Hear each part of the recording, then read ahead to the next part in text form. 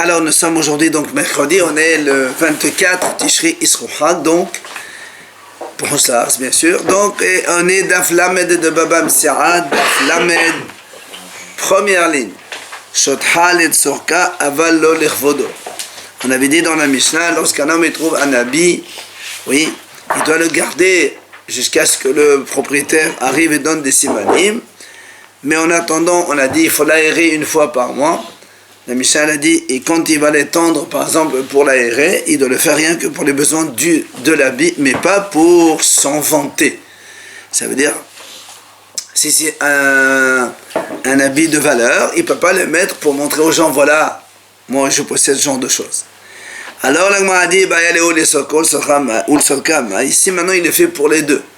Imaginons, ici qu'il va y avoir des invités, mais ici de toute façon c'est arrivé le tour de l'habit pour l'aérer, alors il les met dehors, justement pour les deux.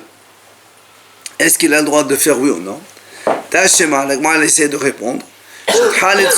C'est marqué dans la Mishnah, on ne peut l'étendre dehors que pour les besoins de l'habit, pas autre chose.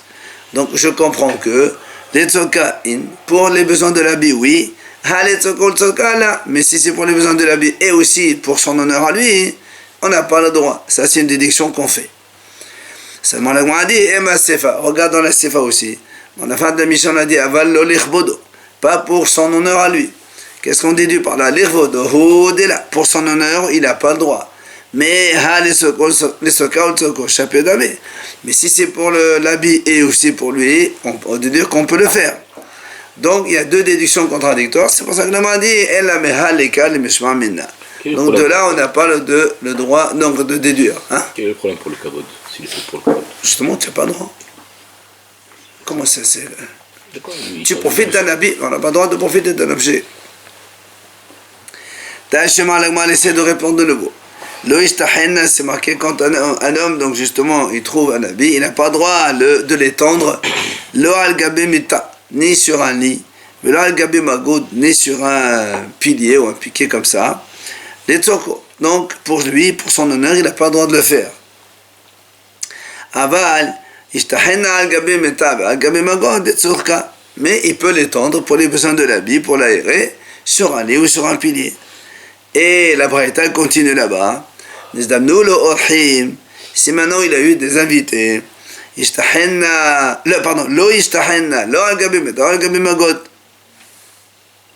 donc c'est marqué dans la Braïta que s'il a eu des invités, il n'a pas le droit de l'étendre ni sur un lit, ni sur un pilier, que ce soit même pour l'habit seul ou pour son honneur, lui, il n'a pas le droit de le mettre.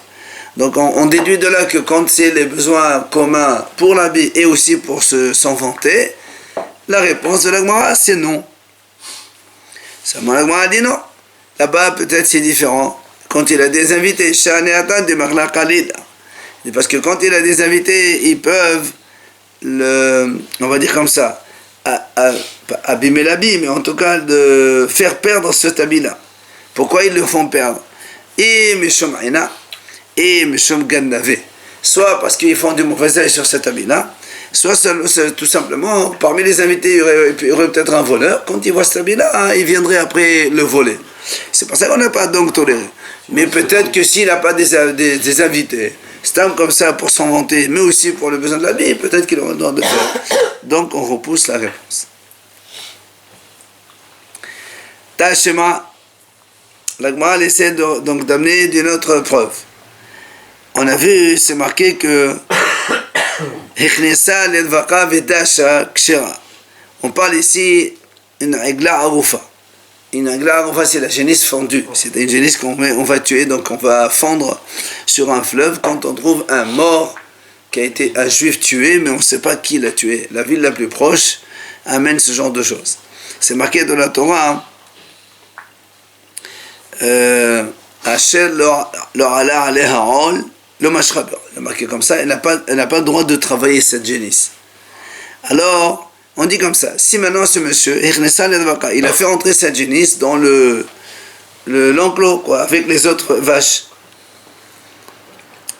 Vedasha, et en même temps, elle a battu le blé. Donc elle a fait un travail. Kshera. Donc, on a dit quand même, elle est cachère. Pourquoi? Le monsieur, il n'avait pas eu l'intention de le faire battre. C'était pas l'intention du monsieur pour la faire travailler. Donc, pour qu'elle soit pas saoule, il faut qu'il ait l'intention. C'est pour ça que l'Agmara continue. C'est maintenant il a rentré dans l'enclos pour qu'elle aille téter chez sa mère, mais en même temps battre le blé. Dans ces cas-là, c'est pas saoul. Alors l'Agmara a dit, tu vois bien, donc on voit bien ici qu'on a dit que quand on a fait rentrer la génisse pour téter, donc pour les besoins de la génisse, mais en même temps elle va travailler aussi, on a dit ça marche pas, c'est pas saoul. Donc quand il y a les deux besoins communs, eh bien c'est pas bon non plus. Et quand elle a battu le blé uniquement, elle était cachère, on a dit. Non, ça c'est quand il a fait entrer Stam comme ça et elle a battu. C'est pas l'intention de lui qu'elle va battre le blé. Mais là il a fait entrer exprès pour téter plus battre le blé. Alors là aussi l'Agmara repose sa réponse. L'Agmara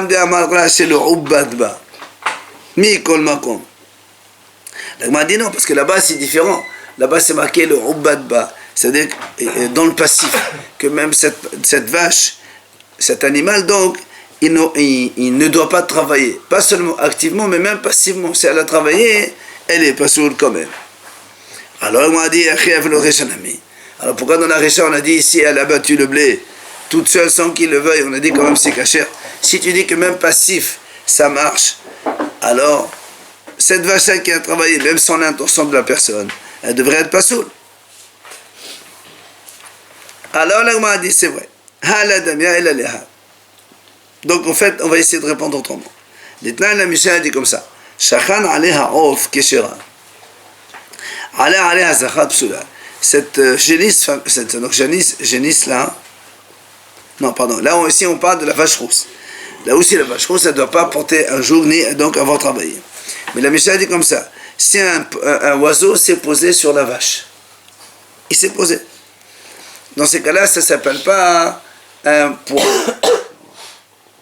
Maintenant, si la vache rousse, s'il est venu un bœuf et il a une relation avec elle, dans ces cas-là, elle devient pas saoule. Parce que l'animal, il est monté sur elle. Alors, on a dit, donc on voit ici que quoi? Que la vache rousse, quand elle a eu un zahar, c'est-à-dire quand il y a eu un bœuf qui est allé avec elle, donc un c'est pour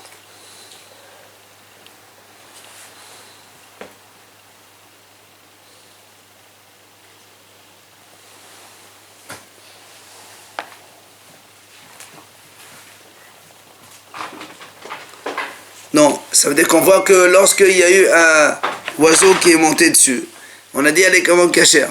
Ça veut dire que lorsqu'il y a le besoin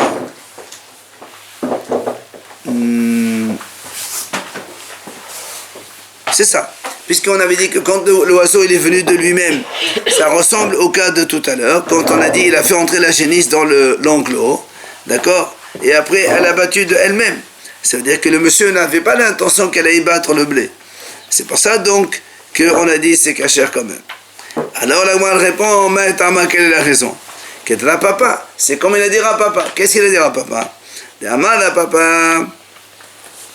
Iktiv ubad veqadanan ubad hava min aflo mimila. Parce que dans le passage concernant la vache rousse, c'est marqué dans la génisse, pardon, c'est marqué chez le ubadba, c'est-à-dire c'est le passif. Elle n'a pas subi un travail. Alors c'est pour ça qu'il dit que ici il y a marqué elle n'a pas subi un travail et c'est écrit aussi comme ça, elle n'a pas subi un travail. On aurait dit c'est vrai, même passivement, même sans l'intention de la personne, si cette génisse elle a travaillé, elle est quand même pas saoule. Maintenant,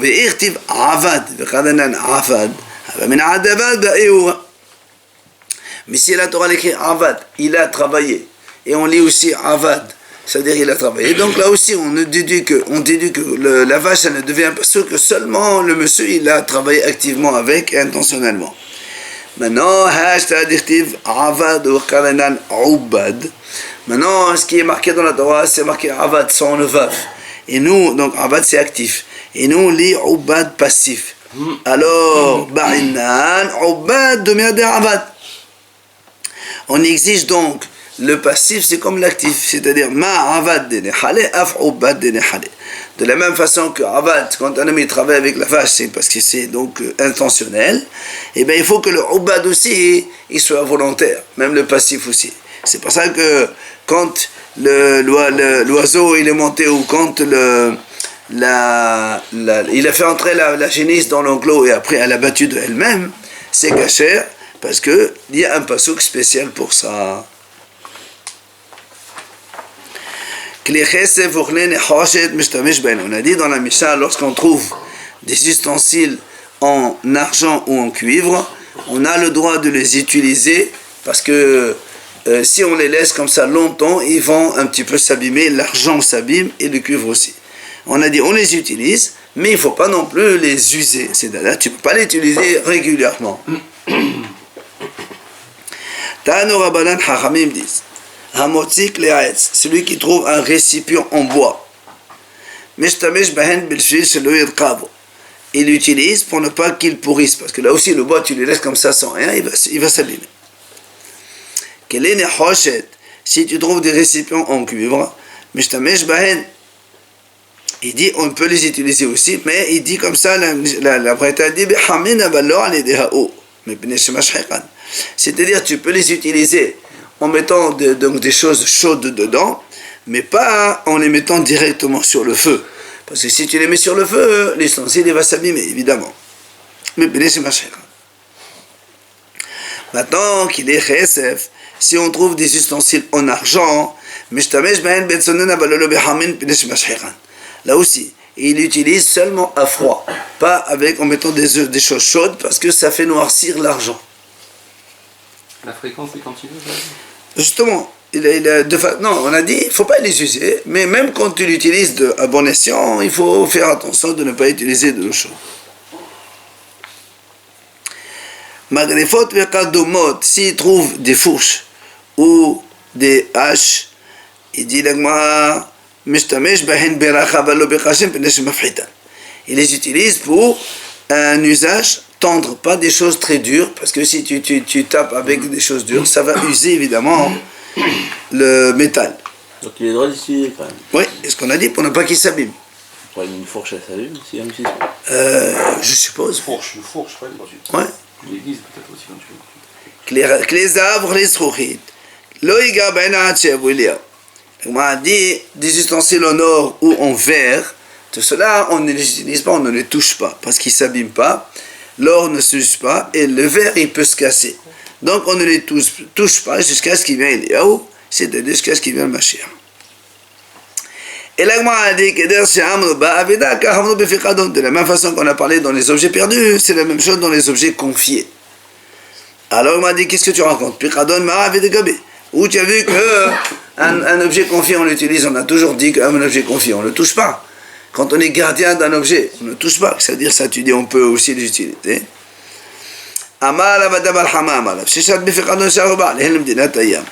Il dit, on parle ici dans le cas où les propriétaires qui t'ont confié, ils sont allés en voyage. À l'époque, voyage, c'est 1 an, 2 ans. Alors, c'est pour ça que même si tu as confié, tu n'es qu'un gardien, hein, tu les utilises un peu pour ne pas qu'ils s'abîment. On a dit que s'il trouve un sac, un gros sac ou quelque chose d'un petit peu méprisable, et que l'habitude, lui, il ne porte pas ce genre de choses dans la rue, eh bien, il peut ne pas le prendre. Il laisse, il passe, il continue sa route. On a dit, mais où tu apprends? Puisque la Torah dit, quand on trouve un objet perdu, il faut le rendre. Où tu as vu qu'on peut laisser passer donc un objet, on ne fait pas attention. Et moi, a dit, il y a marqué dans le pasuk, la Torah a dit comme ça. Tu ne vois pas le taureau de ton frère ou son agneau égaré, et tu fermes les yeux. Comme la Torah dit, et tu fermes les yeux, ça veut dire, Ramim ont compris, des fois, tu peux fermer les yeux, et des fois non. Par exemple, la Torah a dit, imaginons, si c'est un Kohen, il passe, il trouve dans le cimetière un truc égaré, un agneau, un âne ou une vache. Le Kohen, il n'a pas le droit d'entrer dans le cimetière.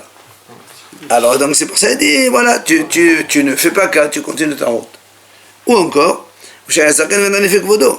imaginons une vieille personne âgée honorable C'est pas son kavod de marcher avec un âne dans la rue, un truc comme ça.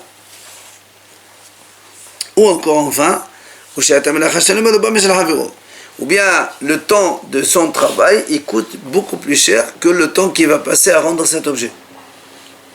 Les charnés, dans ces cas-là, la Torah dit tu fermes les yeux. Alors la Gemara vient poser une question. Elle dit pourquoi on a eu besoin de ce pasouk? Les mailles, c'est-à-dire que là, pourquoi on a besoin du pasouk? Et les mailles, si c'est comme le premier cas qu'on a dit un Kohen qui trouve un objet dans le cimetière et qui n'a pas le droit de rentrer, ça, la Gemara dit pshit, ça c'est évident qu'on n'a même pas besoin de la Torah pour nous l'apprendre. Le pasouk de Beit Alamta, on n'a pas besoin. Pourquoi? Parce que rendre un objet perdu, c'est une mitzvah. Mitzvah positive. Un Kohen qui ne rentre pas dans le Beit HaKvarot, il a deux mitzvot. Une mitzvah négative de ne pas se rendre impur et une mitzvah positive d'être kadosh. Or, deux mitzvot l'emportent sur une mitzvah. Donc, même sans le passage, j'aurais compris de toute façon que le Kohen ne rentre pas au cimetière pour ça. D'accord? C'est ce que l'Agma a dit.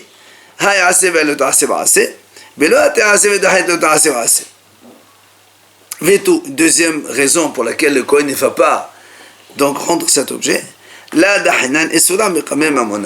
On n'a jamais reproché un interdit pour de l'argent. Quand quelque chose est interdite, même s'il y a une perte d'argent, on s'en fout. Or là, le Kohen il lui est interdit de rentrer dans le Beit HaKvarot, dans le cimetière, même si l'autre il perd de l'argent, c'est pas notre problème. Donc ça c'est la première raison qu'on a amenée pour le Kohen, on n'a pas besoin du pasouk. Et là, l'Agma a dit, si tu me dis pour la troisième raison, on a dit que lorsque le temps qui va passer, ça va lui coûter beaucoup moins cher que le temps qu'il va passer à son travail. Là aussi, on a dit, laisse tomber. Alors, on a dit, là aussi, là, on a déjà appris d'un autre enseignement. On n'a pas besoin de ce pasouk. Pourquoi? La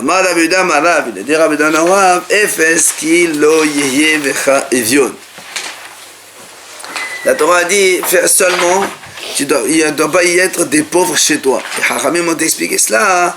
C'est-à-dire ton bien, il devance le bien des autres. C'est-à-dire quand toi, par exemple, tu vas passer un quart d'heure, une demi-heure à rendre un objet, et en même temps ça va te coûter donc une perte d'argent, eh bien tu n'as pas besoin de le faire. Tu ne peux pas devenir pauvre à cause des autres. Et là, les zaken vena les fekvodo. Seulement, on a dit, ça c'est ce pasouk, on en a besoin pour une personne âgée, donc un vieux, qui passe devant un objet et que c'est pas son kavod de transporter ça. Normalement, on aurait pu penser qu'il doit le rendre quand même.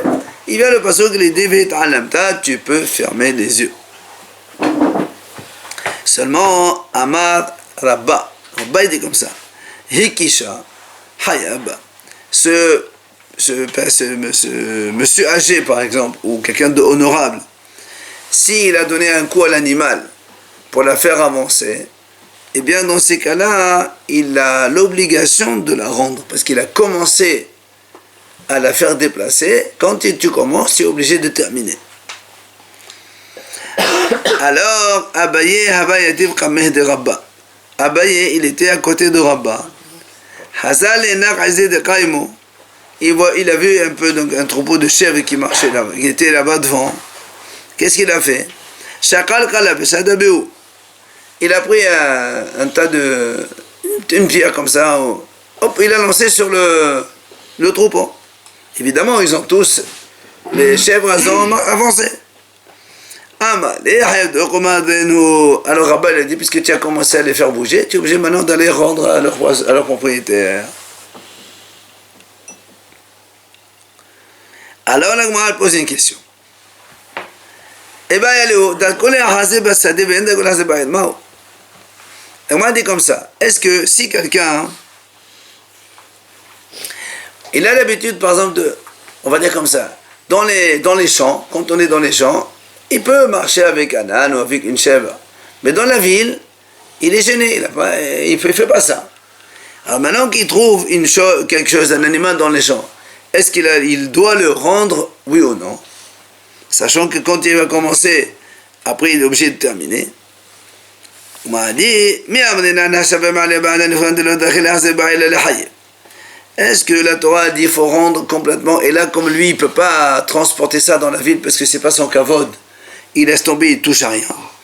Ou dit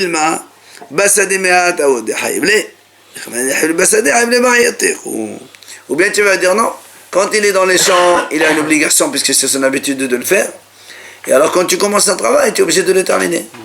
Alors est-ce qu'on va dire il doit le faire oui ou non? La Gemara dit Teko, on ne répond pas. Amar Rava, Rava il a donné un principe. Il dit Rava, tout objet que si c'était le sien, il l'aurait pris, il l'aurait amené chez lui. Eh ben, si c'est un autre aussi, de la même chose, il doit le ramener. Et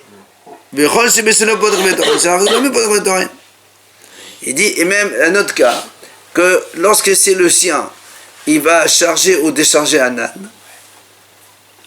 Eh bien, s'il trouve chez quelqu'un d'autre, il doit faire la même chose. Par exemple, tu passes dans la rue, tu trouves un monsieur en train de charger des valises dans sa voiture. Si toi tu as l'habitude de faire ça pour toi, tu es obligé de l'aider. Mais si toi tu ne fais jamais ça parce que pour ton caveau tu ne fais pas ce genre de choses, alors tu ne le fais pas non plus. On a dit avant les fesses, le Ibé Khayben, il fallait pas. Non, mais là on ne parle pas d'un cas où il n'y a pas d'argent ici. On essaie de parler de l'argent. Maintenant on parle d'un cas où il y a une situation où si toi tu as l'habitude de faire ça, tu es obligé de faire pour les autres aussi. Bon, le cas des valises c'est le plus simple. Mais les gens ils font toujours plus pour soi que pour les autres. Justement, la mitzvah c'est une mitzvah. On t'apprend qu'une mitzvah c'est une mitzvah. Si toi tu as l'habitude de mettre ta valise sur la voiture, tu vois quelqu'un qui arrive, tu l'aides à mettre sa valise sur la chose. Et là, nous ramène ce cas, cette histoire. Rabbi Ishmael ben Rabbi Yosef wa Qazil Botha. Rabbi Ishmael, donc, il marchait dans la route. Il y avait un monsieur, il portait donc un chargement de bois, et comme c'était trop lourd, il les a posés pour se souffler un peu. Amal, après, pour les transporter, il avait Rabbi Ishmael, il passait par là, il lui a dit, aide-moi à porter le chargement de bois sur mes épaules. Vous imaginez Rabbi Ishmael, le Rabbi aussi. Alors, comme ce n'était pas son kavod, Amal et Kamash Shavin, il dit combien ça vaut ce truc de bois là? Amal, regarde des osas, et ça vaut un demi-son. Il dit tiens, voilà un demi-son. Il a dit un demi-son, tu me les vends. Et Rabbi Ishmael, après, il a abandonné le bois. Il dit voilà, celui qui veut les prendre, il peut les prendre. Comme ça, au moins, il est débarrassé, c'est pas son kavod. En fait, il n'aurait même pas besoin de faire ça, mais il a fait ça gentil. Voilà. Le problème, c'est qu'à Zachadéou, le monsieur, quand il a vu que l'autre, il les a abandonnés, il a dit c'est bon, alors je les prends de nouveau. Alors il a dit allez, remets-moi. Alors, il lui a donné un autre demi-sou et il les a abandonnés. Mais seulement, Rabbi Ishmael il a vu que l'autre, il va les reprendre une troisième fois. Il lui a dit il a dit non, ils sont abandonnés pour tout le monde, mais pas pour toi. Donc c'est-à-dire, toi, tu ne peux pas les prendre. Moi, je pose une question. C'est l'histoire du juif qui a fait fortune. La Gemara dit, est-ce qu'on peut faire et abandonner comme ça pour une partie et pas pour l'autre? Pourtant, la Mishnah, elle enseigne. בית שמאי אומרים הפקר לעניים הפקר ובית הלל אומרים אין הפקר עד שהפקר לעניים ולעשירים כשמיטה. La Mishnah elle dit là-bas dans PA, donc dans la mitzvah de laisser un coin.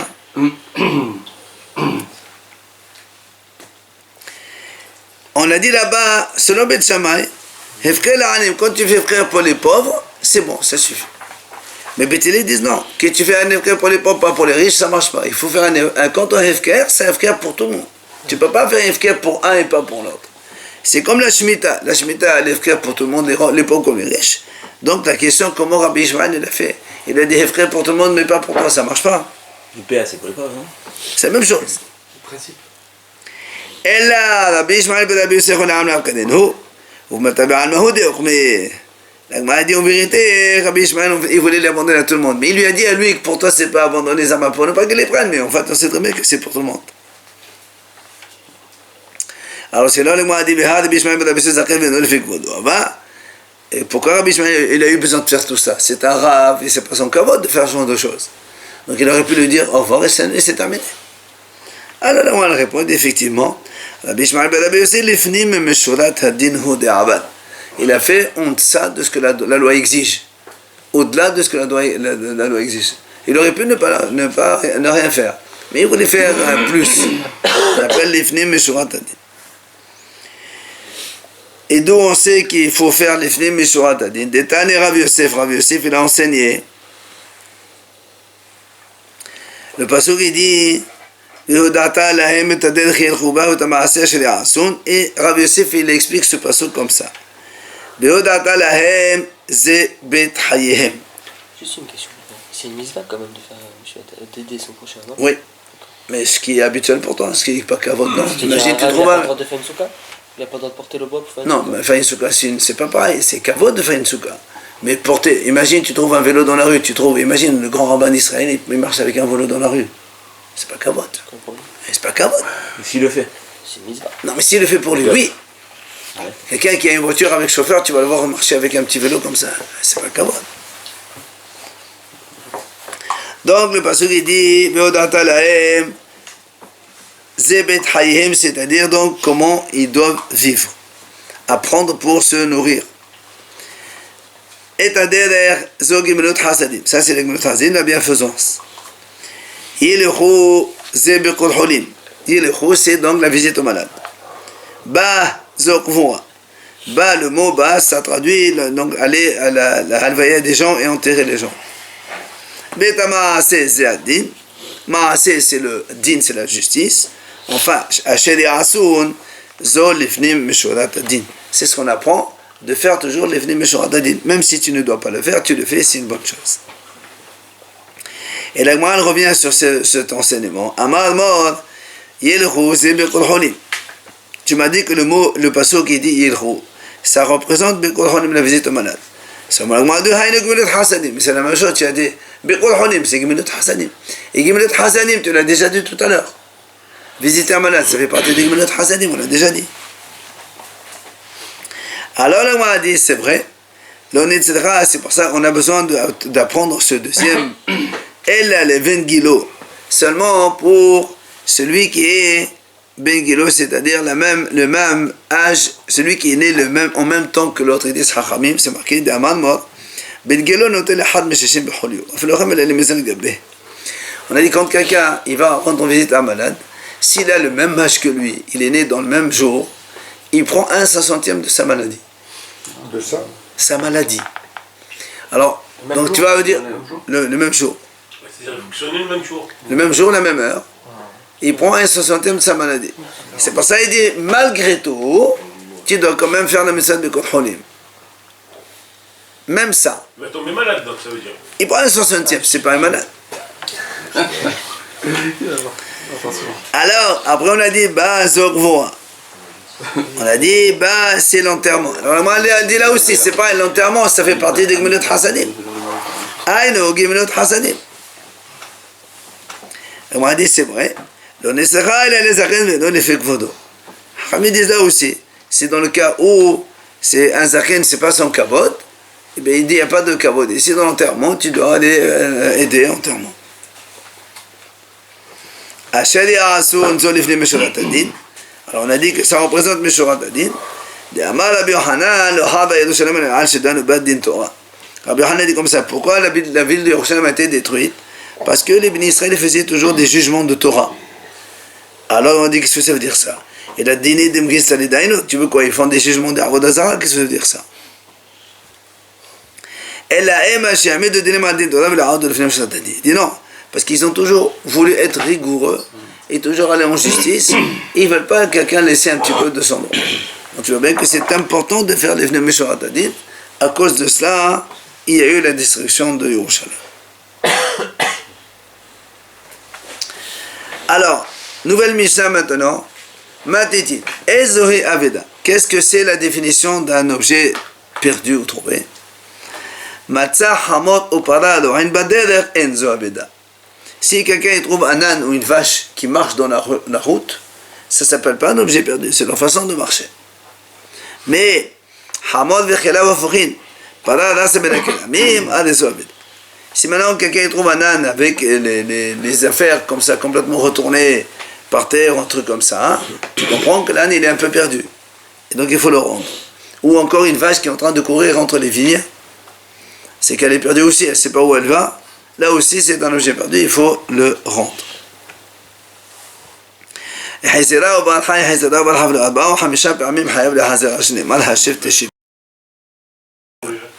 S'il a rendu, après c'est enfui la vache et donc de nouveau il la retrouve, il faut qu'il la rende une deuxième fois, une troisième fois, une quatrième fois, une énième fois, parce que le droit dit Hachef Teshivim autant de fois qu'il faut.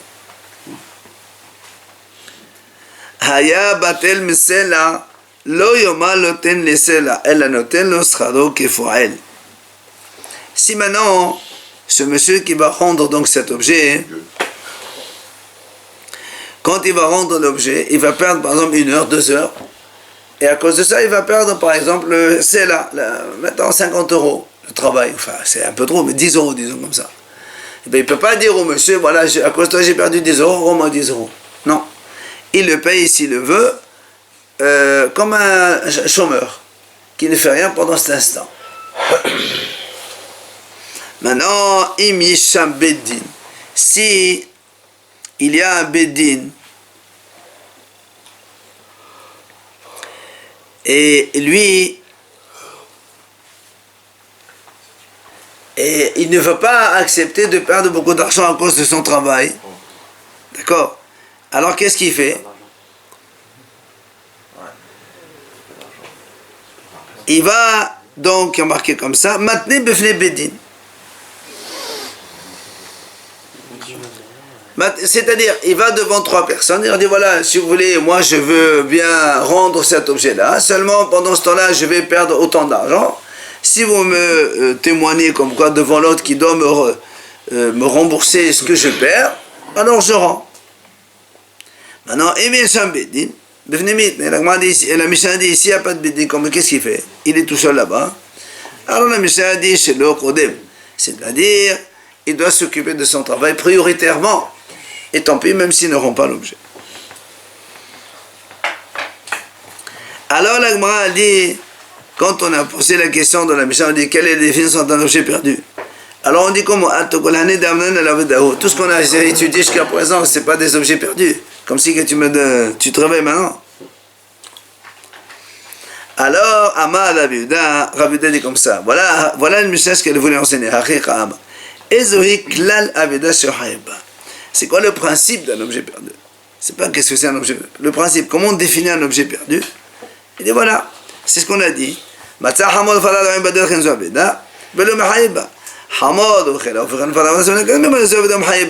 qu'on a dit dans la Mishnah. Si on trouve donc un âne ou une vache qui marche dans la route, ben ça ne s'appelle pas un objet perdu, c'est leur façon de faire. Mais lorsque on trouve un âne avec ses ustensiles renversés ou une vache qui court entre les vignes, tu comprends qu'ils sont égarés et donc il faut les rendre. Alors vient la Gemara, dit, elle pose une question. Oh là, ça veut dire quoi? Ça veut dire, est-ce que si on les voit toujours là-bas,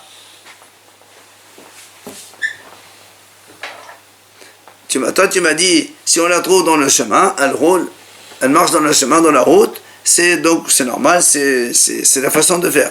Alors on dit quoi? Et si on la trouve pendant une semaine, elle marche, ça veut dire que c'est comme ça. Alors, Amar Rav Yehuda, Madav Ad Shayami. Il vient Rav Yehuda, au nom de Rav, il dit jusqu'à 3 jours. C'est-à-dire, si tu les vois marcher pendant 3 jours, sache que maintenant ils sont perdus et donc il faut le rendre. Alors là, on m'a dit, qu'est-ce que ça veut dire ça? Comment ça se passe? Si par exemple tu les vois marcher dans la nuit, c'est sûr que même si à un moment tu sais bien que la nuit les animaux ils marchent pas, donc s'ils marchent dans la nuit c'est qu'ils sont perdus, il faut les rendre, mais tu n'as pas besoin d'attendre 3 jours. Maintenant, Ibimama, si c'est que dans nos jours, alors a fait l'autobanami là, même si tu les vois marcher pendant des semaines, une vache et un âne ça marche plusieurs jours d'affilée, donc c'est pas un problème. Alors c'est quoi ces 3 jours là? Alors la Gemara répond, la sricha d'Abba Hazela beqad mata bahashachta. Il dit en fait, ici on parle d'un cas où le monsieur, il les voit juste biqadmata, c'est-à-dire à l'aube, juste avant l'aube, il les voit dans la route, ou bihasharta, c'est-à-dire donc à la tombée de la nuit. C'est-à-dire quand tu les vois, il dit, c'est ça on dit 3 jours. Parce qu'un animal, c'est vrai, si tu vas marcher dans la journée plusieurs jours, c'est pas un problème. Il peut marcher. Maintenant, si tu es dans la nuit, même 1 heure, c'est une perte, parce qu'un animal, la nuit, il ne marche pas. C'est pour ça qu'on dit que 3 jours, ça veut dire, si tu les vois pendant 3 jours, tu les vois comme ça, soit à l'aube, dans la route, soit juste après la tombée de la nuit. Alors, si c'est 1 fois, 2 fois, ça peut arriver qu'ils ont été en retard. Mais tu les vois 3 fois de suite, ça veut dire, là, tu comprends qu'il y a un problème, qu'ils sont perdus. Parce qu'on va pas, l'animal, il ne roule pas que la nuit. D'accord? C'est pour ça qu'il a dit 3 nuits. Tanya Nami Achi, la Gemara ramène ici une braïta. Matza talit ve'kardom. S'il a trouvé un talit, un habit, ou bien kardom, une hache, be'esratia, c'est-à-dire dans une route, ou bien ufara rasa ben keramim, ou bien une vache qui court entre les vignes, alezo aveda. Donc ça c'est un objet perdu, tu dois le rendre. Talit besad gader. Kardom besad gader. Ufara roa ben keramim enzo aveda. Si tu trouves par exemple un habit devant une barrière, ou une hache devant une barrière, ou une vache qui est en train de paître entre les vignes, elle n'est pas en train de courir, elle n'est pas égarée, elle est en train de paître, elle marche tranquillement et elle mange, elle broute. Enzo aveda, ça s'appelle pas aveda. Par contre, ce chat est mis à aveda. Mais si tu la vois pendant 3 jours consécutivement, alors là, c'est un objet perdu parce que c'est pas, on ne peut pas toujours être dans la même situation pendant 3 jours. Là, ils ne précisent pas l'aube ou. Non. Différent. Parce que c'est pas la façon de faire. La amaim sheshotfin ubain. Si quelqu'un il marche dans la rue, il voit un terrain, un champ, il voit de l'eau, par exemple, qui il y a une sorte de inondation, voilà, il va y avoir une inondation dans le terrain. Il doit essayer de mettre une barrière pour éviter que l'eau elle inonde le champ. C'est un objet perdu. Sinon le champ il va être abîmé. Amarava, il dit Rava, lechol avedat achicha lerabot avedat karka. C'est pour ça que dans la Torah c'est marqué lechol avedat achicha. Tous les objets perdus. Pourquoi on a marqué lechol? Lechol, ça inclut même les terrains. Même un terrain perdu, tu es obligé de rendre comme ici, il va se perdre, alors tu fais en sorte de ne pas qu'il y ait une perte. Amal et Rav Hanana le Rava, il vient à Rav Hanana, il lui dit à Rava, tu sais, Tania, il y a une braïta qui te soutient. Toi tu as dit comme ça que Avedat Raka, donc il faut faire attention. Ben, il y a une braïta qui lui dit justement, la amaim sheshotfin ubain haleze godet b'vneim. La braïta dit effectivement que si quelqu'un il voit de l'eau qui sont en train de couler et donc inonder un terrain, eh bien godet b'vneim, il doit mettre une barrière pour éviter que ça inonde justement. Donc il y a une braïta qui te soutient. Amale, alors Rava il lui dit, écoute, imishum halat tisay. Si c'est ça, moi je peux te dire que c'est pas un soutien. Pourquoi c'est pas un soutien? Il dit là, parce que là-bas on parle que dans les terrains il y a des tas, des gerbes, des tas de gerbes, d'accord? Et donc c'est pour ça que quand on a dit il ne faut pas laisser l'eau arriver là-bas, c'est qu'on n'a pas abîmé les gerbes. Donc les gerbes c'est pas la terre, c'est des objets mobiles. Donc tu ne peux pas déduire qu'il s'agit de terrain. Alors l'Agma a dit, et des cas on m'a dit, bah il est même là. L'Agma a dit, attends, mais si tu parles qu'il y a des tas de gerbes dans le terrain, c'est normal, nous on sait quand on trouve des cas de gerbes perdus comme ça, il faut les rendre. La Bretagne, qu'est-ce qu'elle m'apprend? On n'a pas besoin d'elle pour nous enseigner cela. Alors l'Agma a dit, non. La slicha dit, bah on m'a dit, slicha là. On dit, t'es me quand de ça qui gouverne Damian, comme Shmalan. On m'a dit non, parce que ici on parle d'un cas où il y avait des tas de gerbes, mais qui ont besoin aussi du sol. Ça veut dire qu'ils sont encore attachés au sol. Et donc, toi, tu aurais pu penser, puisqu'ils sont attachés au sol, on les considère comme la terre elle-même, et on n'a pas besoin de rendre. Et toi, apprenant ici, eh bien, il faut les rendre. Et bien sûr, tu n'as pas donc de preuve comme quoi cette braïta, elle parle de terrain. Ok?